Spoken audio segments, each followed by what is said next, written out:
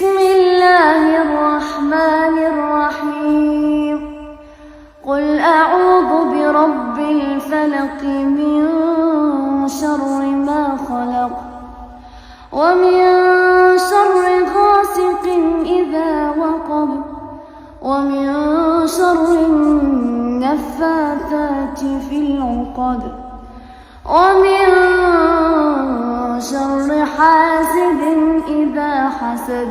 بسم الله الرحمن الرحيم قل أعوذ برب الناس ملك الناس إله الناس من شر الوسواس الخناس الذي يوسوس في صدور الناس من الجنة